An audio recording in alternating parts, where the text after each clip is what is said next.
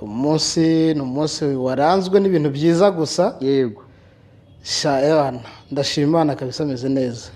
Na abanyarwanda se kuri chaîne yitwa kuri kutavuzwe buriya ntitwatangira ubibwira neza n'ibyo ukora n'ubwo naho agusanga. Abantu rero bari kumbona ku kuri kutavuzwe. Amazina nitwa Jado. Nkaba ndi umunyamakuru ukorera kuri YouTube kuri chaîne yitwa Rwanda Shine TV. Yego. Nabo bashaka kujya kudusura bagashira itafari. Yego bakareba ibikorwa natwe tuba dufiteho.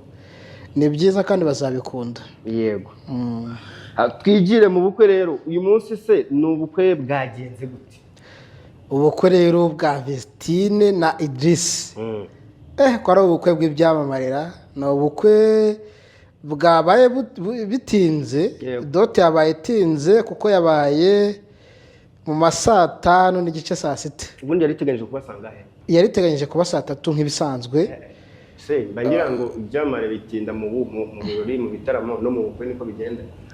Twatunguwe ariko buriya Vestine wasanga yari akitera make-up. Make-up burya ngo ziba ari danje kandi urumva bari aba n'ibyamare bavuga bati wenda turi bugaragare dute, abantu bose bategereje kureba ngo ndasa gute.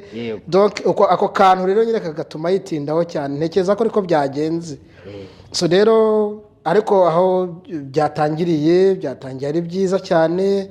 Ni ubukwe bwaje ibyamamare bigiye bitandukanye. Kabisa nko mu byamamare nabonye haje Kiramani n'umudamu we. Haje Aga Promoter na wa musheri we. Wese ndamenya niba ari umugore we. Barabana nk'umugore n'umugabo. Batinye iki se boko kibataduha. Kuri kutabuze twarabasuye video iriho twarabasanze mu rugo turabasura turabaganiriza. Okay. Barabana nk'umugore n'umugabo. Nk'umugore n'umugabo. Mu minsi imbere bazabaho ubukwe nawe. Okay.